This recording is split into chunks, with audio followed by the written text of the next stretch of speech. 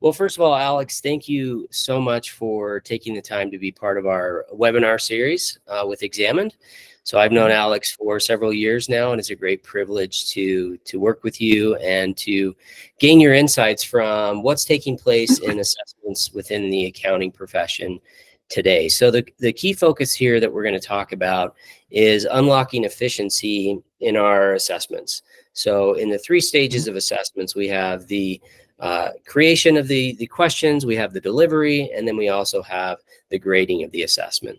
So we're going to talk about some of the efficiencies that we can gain in that process today. And once again, it's a great honor to have Alex here with us. Alex is a professor of accounting at Rutgers Business School in New Jersey. He has ample experience in teaching not only at the graduate school level, but also undergraduate level.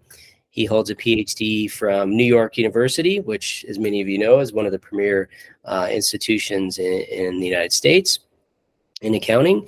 And so we're grateful that he's here with us today. I also want to point out that Alex has experience working with the Teaching Excellence Center.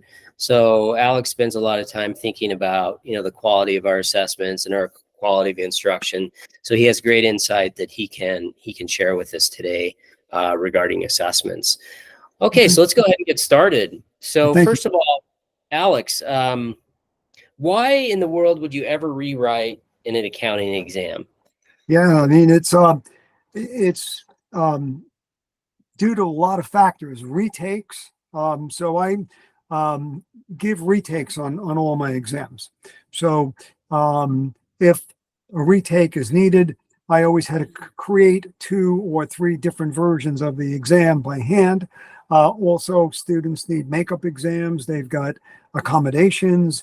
So there are a lot of reasons why we would need to test someone separately or in addition to the scheduled exams. Okay, perfect. A couple other reasons that I can think of are, first of all, you might have academic integrity issues. Maybe an exam got leaked, and so you need to rewrite it. Maybe you have in the accounting context, you might have a rule change, right? Maybe the FASB or some other accounting body comes out with new recommendations on how to account for certain types of transactions. So that might require you to rework some of your questions. Can you think of any other reasons that might?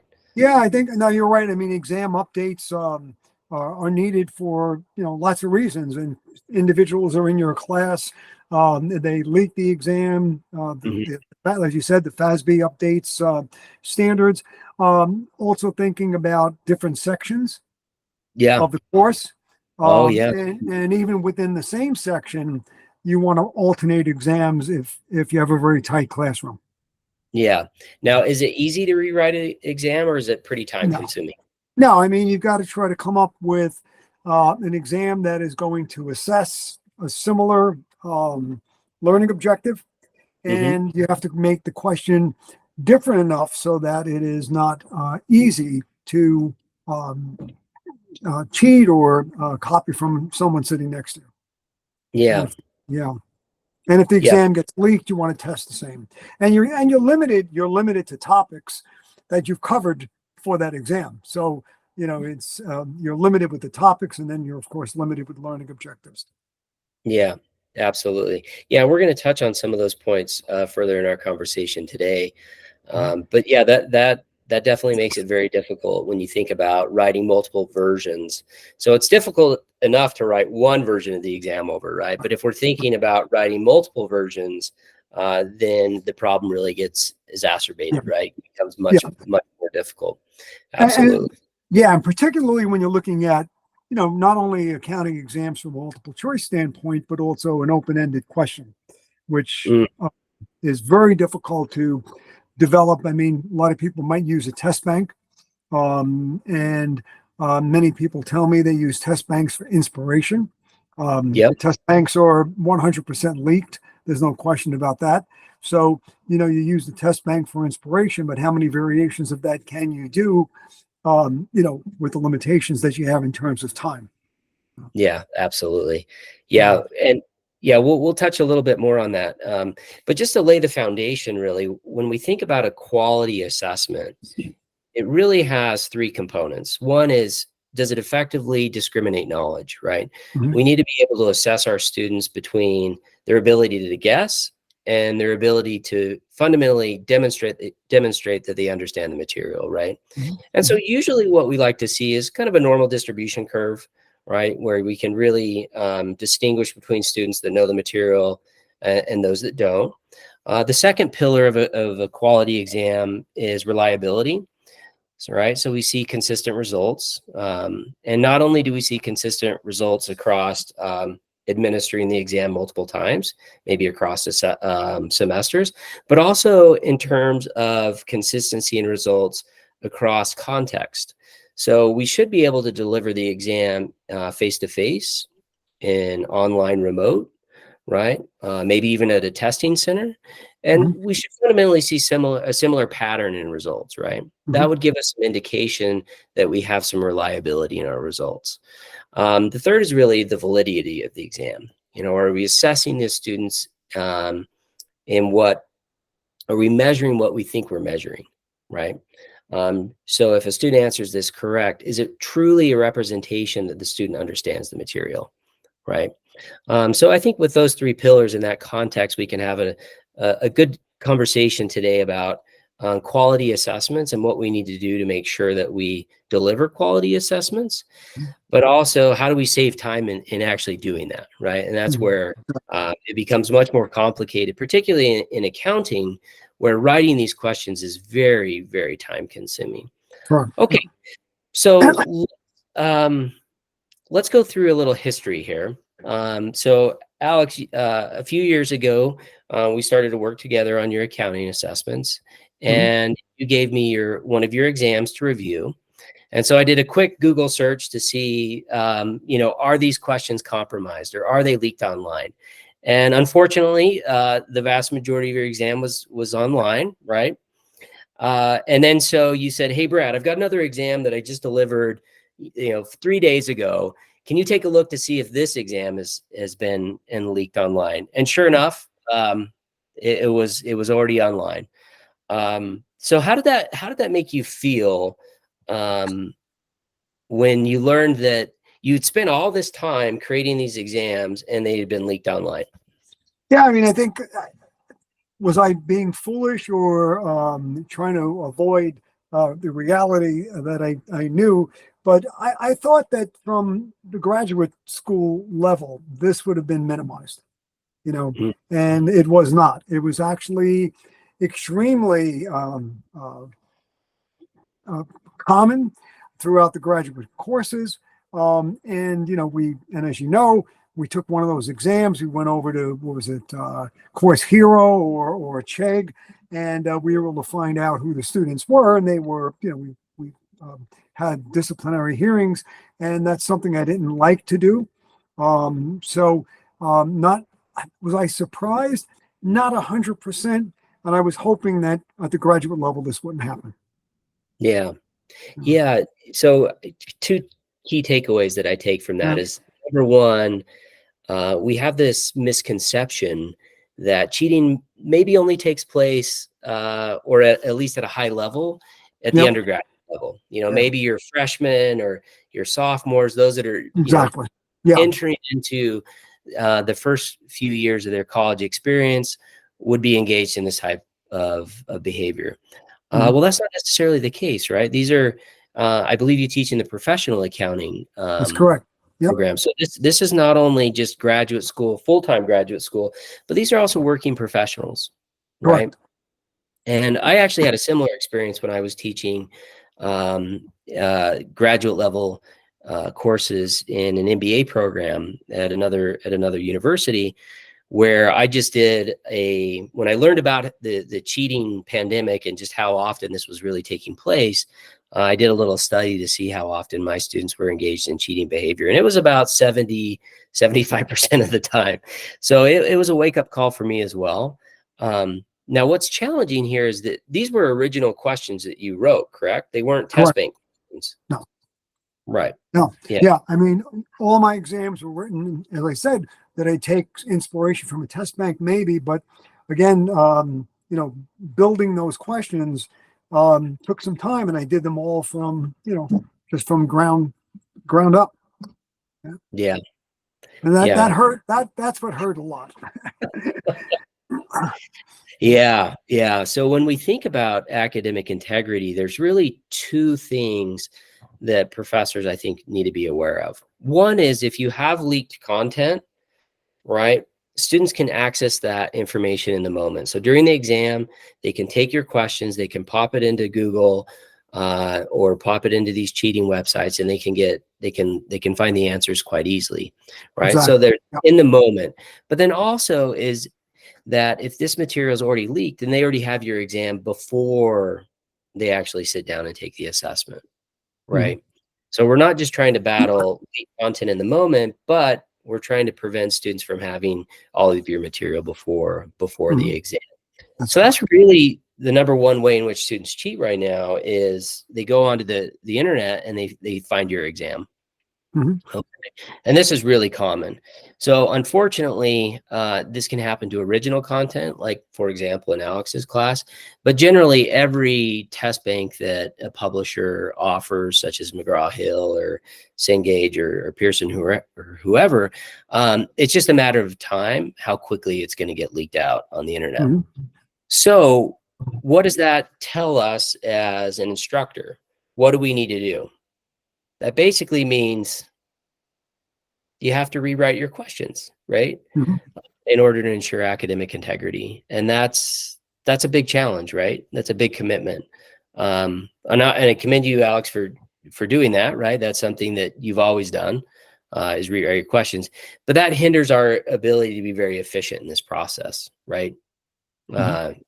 Okay, so let's talk about how we can become more efficient then in writing these questions.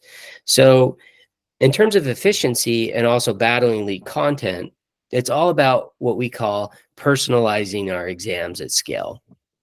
Okay, what does that mean? So personalized exams at scale means that we can deliver a unique variation of the question to each student, right? And that means that it won't be found online because it's unique to that student at that time that it's delivered. So how do we do that? Basically, what it means is that we need to create questions that introduce variation into the question. So not only the question stem, but also into the answer choices. And it's based on logic and rules. So we're not just changing company names or a number, but we're going to introduce some logic that maybe, and sometimes, Alex, you refer to this as scenarios, where the scenario for the student might switch. So for one student, you might ask the student to calculate a gain, and for the other student, it might be for a loss, right? So when students try to collaborate, it's much more difficult because they have slightly different versions of the question. Yeah. Right. Yeah. And more importantly, one of the other issues is that some solutions in accounting require a journal entry and others don't. So that's right. We've got a nice choice to say, make the entry or check the box that says no entry required. And one version will need the entry, the other version will be no entry. So that it makes it very difficult to collaborate on that question. Yeah, that's a great point. So, and we could talk about some examples there in good question design, but that's a great point that when you introduce randomization via different question types, you can add more variety to your exam as well. Okay. So if you do this well and you set up these rules, you can have, in some cases, millions of variations of your question. And that's how you overcome the leaked content. So let me just go through a quick example of what that looks like in the context of a dynamic question. So I refer to a dynamic question as a question where you can personalize the question, right, by adding variation in either the question stem or the answer choices or both. So here's a classic example that we give at Examined. You can see on the screen here, Tucker sues Nick for breach of contract.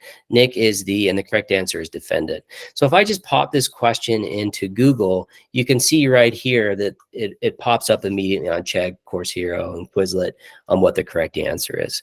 So This is a big challenge, right? What do you do in this scenario? Well, there's actually a pretty easy fix. If you look at the question stem, there's a few variables within that question stem that don't really affect the answer choice. So for example, Tucker and Nick, their first names, it doesn't really matter if you change Tucker and Nick to Bill and Jacob, or Sally and Sue. But just by doing that alone, by changing those variables and then popping that same question into Google, you can see here on the right-hand side that there's no correct answer, okay?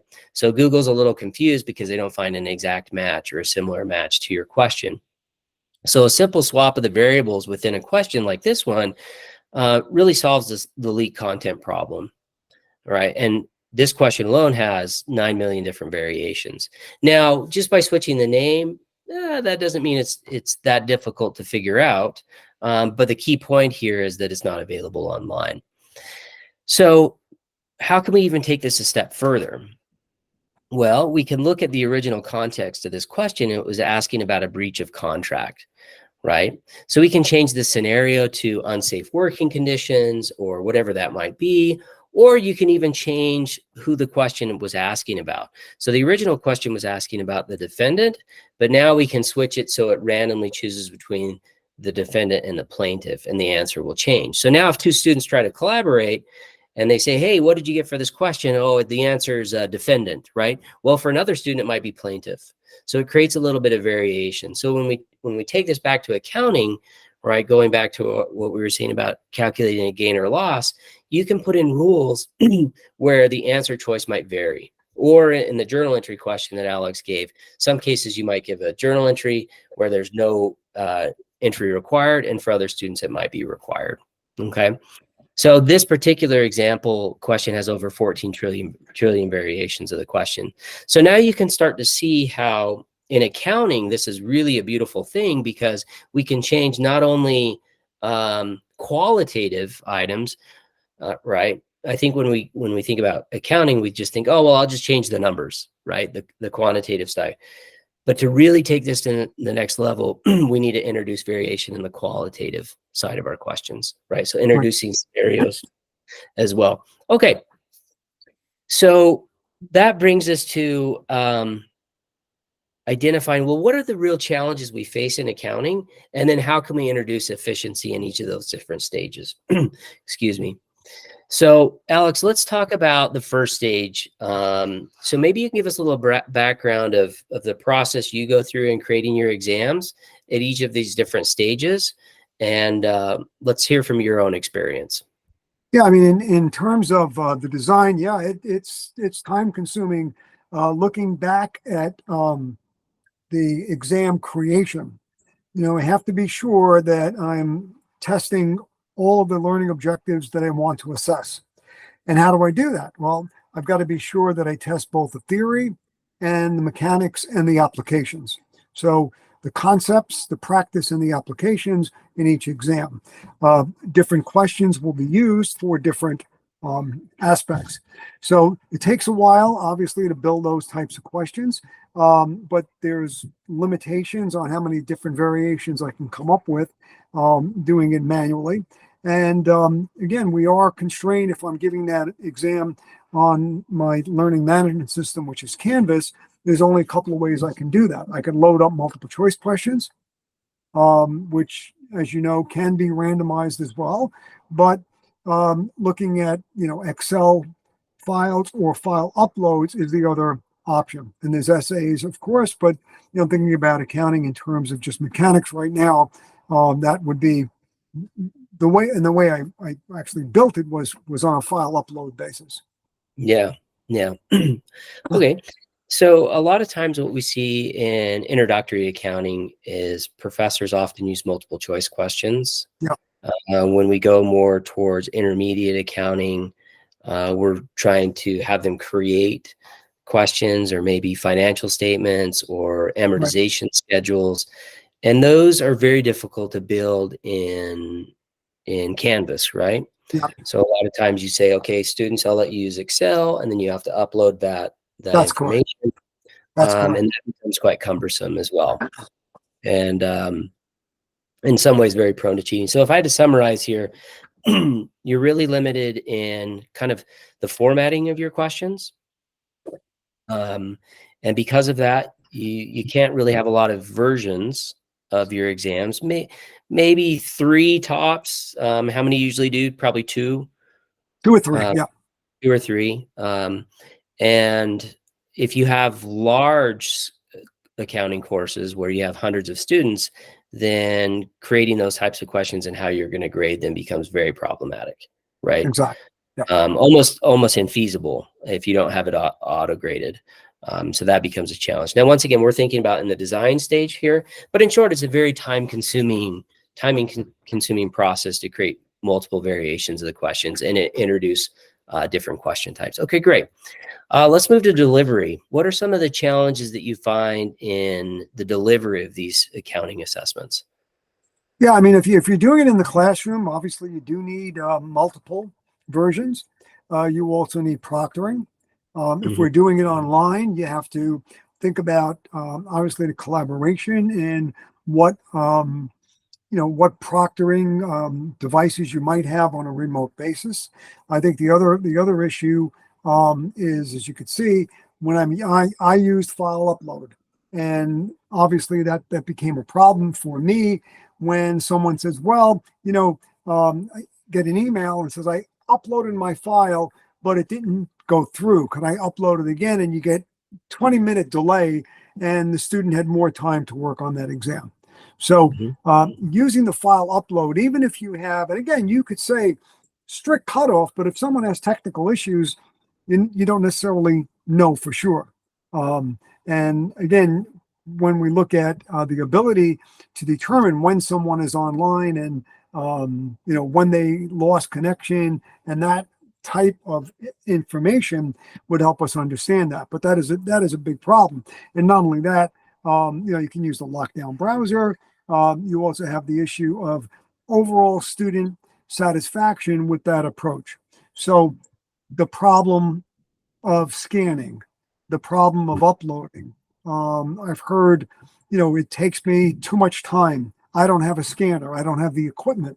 So I'm taking pictures on my phone and converting them to PDF. So the delivery became very, very complex, and the logistics for me, as well as from the student side, became somewhat difficult to manage. Yeah. Okay. Can you touch a little bit more on, so when you talked about the integrity side of the exam, and we can jump to this now, but one of the benefits of introducing a lot of randomization into your question is the need is you no longer need to have this invasive proctoring technology such as lockdown browsers and webcams, because largely through randomization techniques, you can ensure the integrity of your exam. So can you talk a little bit more about that and why you think dynamic questions help solve some of those academic integrity issues and also the student experience issues? Yeah, I think it's clear, and you made the point that by having the dynamic questions, the different scenarios, the different logic, the ability to take one question and create multiple versions and still test the same or still assess the same learning objectives, I think to me was critical. We find that the students actually found this approach to be a lot better than the file uploads. They found that doing the exams in this platform was much better for them. They were able to get through the exams easier. There was less logistical problem. They didn't have to file upload. But from the academic integrity standpoint, it was clear that students, yes, could they collaborate? Maybe. How successful were they in doing so? Not very successful. As I think I can verify that when I give I mentioned earlier, when I give retakes, when I give an exam retake, it's essentially the same exam, but the variations, the logic, the scenarios are changing. And do the grades improve? Not always. Sometimes the students do worse, and it's exactly the same. In theory, it's the same exam. In theory, Yeah. it's the same exam. And we'll talk a little bit later about the live view and some other ways the deterrents you've got in there, which are great. Yeah, so I think the academic integrity issues are not eliminated, but they've been mitigated substantially relative to a file upload or just a straight up online exam with changing numbers and randomizing the choices. Yeah. Clearly the logistics have been, minimized, or at least A big managed. time saver. Yeah. Yeah. Yeah. So to summarize what you're saying, I think what we really try to do here at Examine is eliminate the advantages gained from cheating. So Yeah. students can try, right? They can try to collaborate, but if you introduce enough randomization into the question, then it makes the benefit gained from cheating very low, right? Yeah. Because they can't, the questions are different, right? Or they Mhm. can't find them online. And I believe in your course, we actually found some students that were trying to collaborate Yes. in the assessment, and because we're able to identify that through some pretty novel technical capabilities that we have. But what we found is that because the students have different answer or questions or variations of the questions, when they tried to communicate to each other on how to answer the question, they didn't really gain any benefit, That's right? right. And none of them did Yeah. well in the exam. Yeah. So there's some academic integrity benefits built into this idea of randomization techniques and dynamic Yeah. questions. Okay, great. Yeah. So Yeah. let's go to the last part here Yeah. of grading before we talk about specifically how to increase some of those efficiencies. Mhm. So very time consuming to grade some Yeah. of these For assessments. sure. Yeah. Especially Um, the file uploads, they had to be graded by hand, and had to pay it, a TA to do so, or I was doing it myself. Yeah. And partial credit, that was the key. Carry forward errors, and then providing feedback. So again, and then the larger the class size, the less likely it is that you were able to, and I think in a large lecture, the less likely it was that I was able to create what I thought of as a quality exam, yeah, right? Because then you're really focusing on multiple choice, and you were limited to what again, test banks were all you had really if you were going to create an exam with 50 questions, and you had to go up and generate 20 or 30 different versions of that for a 300 yeah, class size. Yeah. yeah. It's not feasible, right? Yeah. Yeah.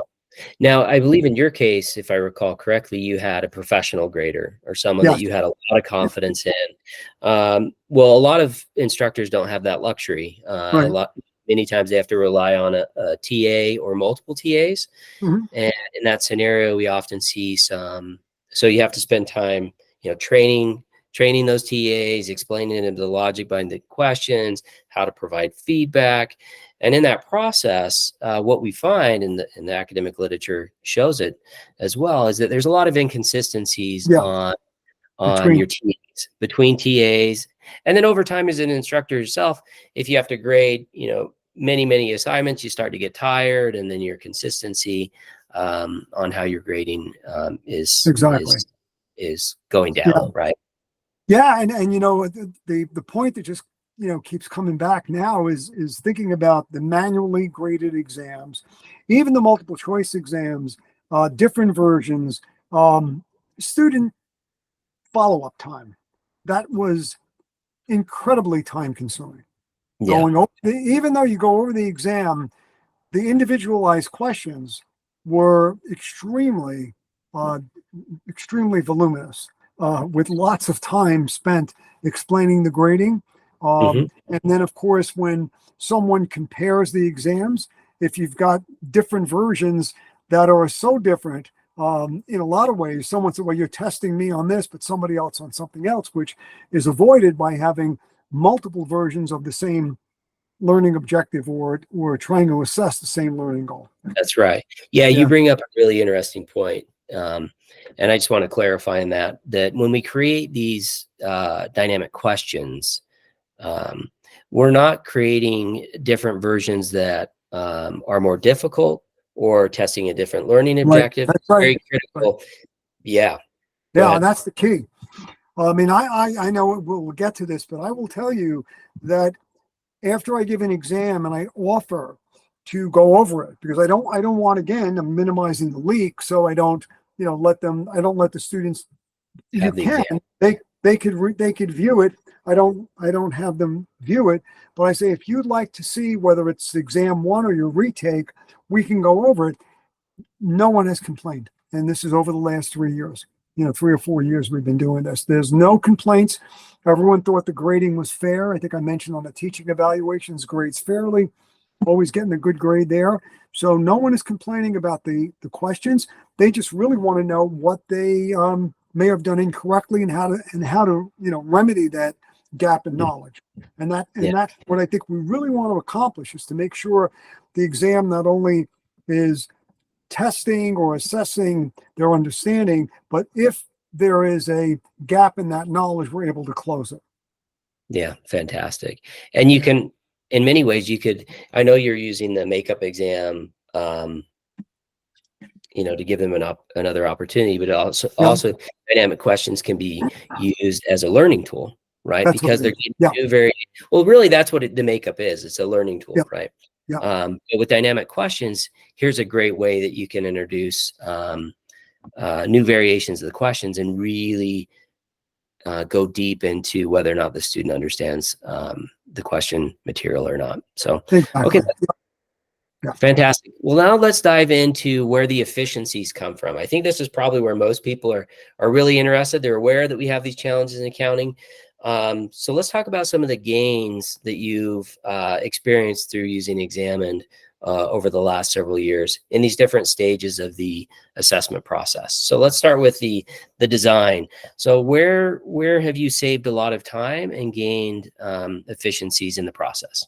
Yeah, I mean, clearly, writing one version or two versions and then randomizing those and coming up with the different scenarios, coming up with the different logic on each one, enable me to, triple, quadruple, and come up with multiple versions of the same exam, and assessing and better assessing the same learning objectives. I was also able to do more variety in question types. I think, of course, there's multiple choice. We could do the true false. We could do the open-ended question, and now, of course, you've got the ability to do an essay the same way you could do it in Canvas.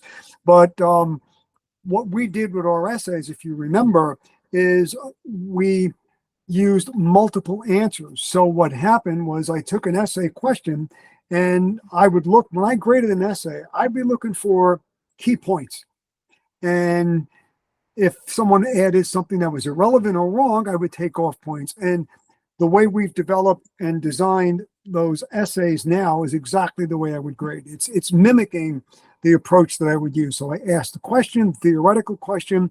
Students have, let's say, 6 choices. 2 or 3 of those choices would be built into the essay, and the others would not. And we're able to grade properly and ensure that they understand the concept. They're just not guessing down, yeah.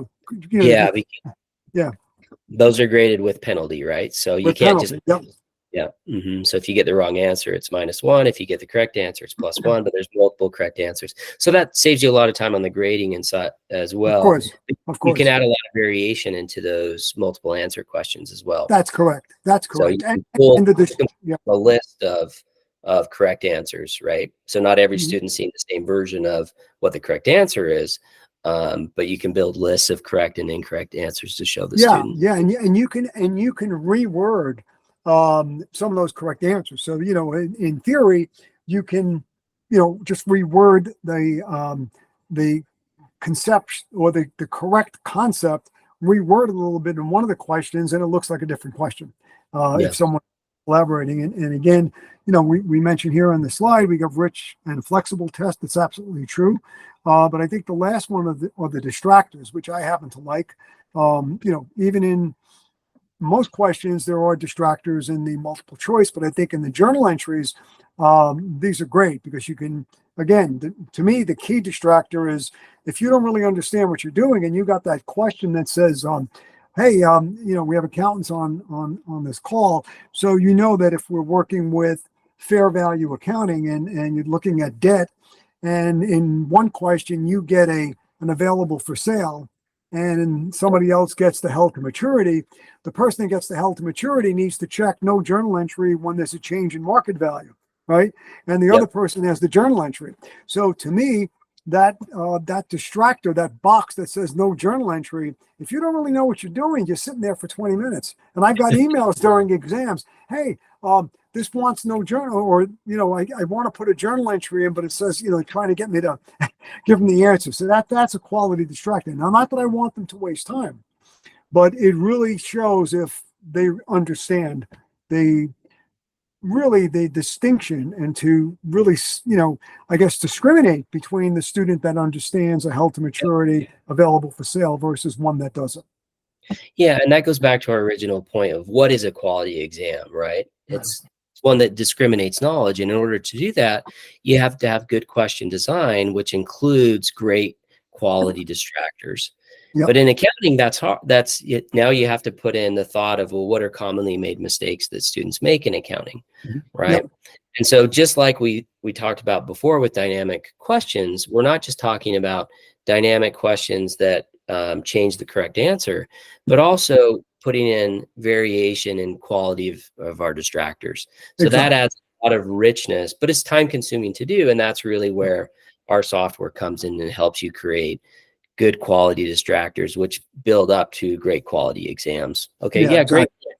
Okay. Perfect. Let's talk about efficiencies that you've seen in the delivery of your assessments. Yeah, I mean, it's clear. I mean, I've got now, we've got a great question bank, and I just actually set up my exam for March, the weekend of, it's going to be run the weekend of March 23rd. I think it took me about 10 minutes to set it up. I went into my test bank and I made sure that I knew the topics that I was going to test, and I can move them, from one exam to another. So maybe I want to move something from exam 2 to exam 1, set it up very easily with, giving accommodations to the students I have to give accommodations to, putting the right questions in there, making sure I've got enough, questions to cover the full exam period. So the setup time is minimal now. So Alex, let's compare that. So you just said it took you 10 minutes to do that. How long did it take you before exam to do assessment? I mean, I probably have to spend honestly an entire day to write the exams. So you went from 24 hours to 10 minutes. Exactly. Yeah, exactly. And that's why I'm smiling. That's why you're smiling. No, it's absolutely true. And the good thing about it is, there's less support because there was a learning curve, as you know. I think I may have contacted you twice in the first year, but I haven't really asked any questions since, correct? So it's easy to use, it's user friendly. And of course, I'm not worried as much about academic integrity. There's going to be some, we know that. And I think the students, as I said, they like the platform. They've got no problem with it. There was no question. We built a nice demo exam for them. It's a basic financial accounting exam, which we use in the intro course, but even in the intermediate level, we show them what an exam would look like. So they're ready to go before they get in. And that's important so the students know what the exam looks like before they log in. And I want to, bring up that point on the live view analysis, and maybe Brad, you could talk a little bit about the tech end of that. But that live view allows me to do two things. One, maybe more than two. I could see, first of all, where they took the exam, the server that they used, how long they were on, and how long they went on and off. So that if someone said, my computer went down or I lost my internet connection, but I go on the live view and I see there was a seamless exam period, then I know it's not true. So I can't, I might give an accommodation if I go on and I see there's a gap in there. It may not be due to a breakdown in technology, but yet at least it's more plausible that could have been the reason. The other important issue was the server. And if you remember, Brad, this is the best story that I can tell, is I went online and I started looking, and I don't always go on live. I go back and check it later, but I'm going to go on when the exam started. I wanted to be sure at 9 o'clock on a Saturday morning that the exam was running, and all of a sudden 5 or 6 people come on at exactly the same time. So then I checked, they were all in the same room because they were all using the same server. Yeah. So a remote exam. Yep. and then you helped me out by checking, and the students moved from one question to another in tandem. Yeah. So everyone did exams, question 6, then they moved to 10, then to 15, and it was clear that there was right in order. Yeah, they followed a sequence, even though they were different orders. Yeah. So a couple of things to highlight here, Alex. One is so 3 things: the live view, real-time saving, and collaboration detection. So the first is the live view. So the live view is a feature that we have in Examine that allows an instructor to see what's taking place in their exam at the moment that it's being delivered. Okay. And so instructor can log in, see how many students have started, when they've started, what server location they're coming from, or IP address.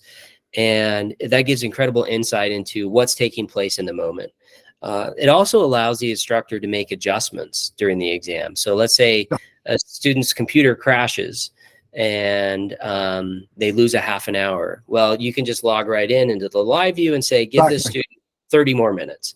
Or you can extend. So it gives you a lot of flexibility in the logistics of the exam and saves you tons of time and hassle, because you can do that all through the live view feature. The second is you mentioned that what if a student has poor internet connection? And that's very common, particularly when we have remote assessments. And so our platform works similar to Google Docs, has real-time saving. So if a student goes offline, they can continue to work seamlessly, and then the next time their exam or their connection comes back online, then we sync everything automatically. So it really increases the student experience to be more positive, because they don't have to deal with some of those internet connectivity issues. And then so that's really critical. And then the third was collaboration. Yes, because everything is dynamic and we randomize the order and not only the questions and the answers, but it allows us to identify if potential collaboration took place, right? Because there's so much randomization built into these questions and into the ordering of the exams, we can get an idea of whether or not students followed a similar pattern and identify if there was collaboration taking place. So that's a real benefit to academic integrity as well. Okay. Last, I wanted to go back to the student experience. I think, again, you're absolutely right. And I didn't want to give the impression that the live view and everything else is there just to, to really monitor or, be invasive. I think it helps the students. The students felt much more comfortable knowing that we can go in and make adjustments that would help them get through some difficulties that they may have had with technology or anything else. Yeah. Fantastic. All right. And lastly, grading. I think we already talked about your use of makeup exams, auto grading. All these dynamic questions are auto graded. So that saves you a lot of time. I believe your grader doesn't even work for you anymore, because you've built these questions in such a way that it can all be auto graded and it's fair and consistent. As you know, we have our new financial statement question type coming out with Eric Carry Forward that we're going to talk about in a couple of weeks in our next webinar. So that will allow instructors to auto grade some of those types of questions and give partial marks, and it all be automated. So that's really exciting. Is there anything you want to add to the grading aspect where you've seen efficiencies beyond what we already talked about? Yeah, I mean, even the manual grading, and even going through, I have a small class, and I know this is rough if you've got a big class, but we talked about amortization schedules. If someone, I think I mentioned this when we spoke last, someone miscalculates the bond price. Right. So now the entire schedule is wrong, but you're able to see it. You can go in there and you could pick up, and automatically you could just go in and adjust the points. Just very quick. So it's very easy to manually grade and make adjustments if needed. And that's not needed too often, but when it is, the feature is there for me, and it makes it very easy for me to do that follow-up. Right. Yeah. So we have a lot. And now with the new feature with the grade carry forward, that would be minimized. That's That's correct. Yep. So that will be coming out here in the future for Yep. Examine. So right now we can do that with financial statement questions, but ideally that will also move into amortization schedules or any multi-step question to give partial marks and auto grading that. So that can save you a lot of time as well. All right. Well, Alex, that's been a fantastic conversation about unlocking efficiency in our assessments without the constant need to rewrite our questions. So I'm really appreciative of your insight and your experience that you shared with us today. So I will go ahead and end our discussion with that. Is there anyone that's present in the webinar that has a question that they would like to ask? If so, they can click on the icon on the bottom right and share a question with us. If not, then we'll conclude. So let me just see if there's any questions that we have. Want to make sure the chat. I think someone mentioned the chat while we were starting. Someone mentioned they couldn't get on the chat, but let's just see if it's working now. I did turn on the chat functionality to see if anyone wanted to send a message. I don't see any currently. And I don't see any questions at the moment. So we'll go ahead and end there. It looks like the chat is still turned off. So let me see, is it on? Let me just say, because I know someone had a question before. I just want to make sure. No, it's on. Yeah, it looks like it's on. So yeah, I do have it turned on now, but yep. Okay. Well, we'll go ahead and end there. Alex, any closing thoughts that you want to share with us, or? No, I just want to thank everyone for attending today, and I think it's been a great experience for me, and the students are very pleased with the change in the test modality. So it's a win-win. Fantastic.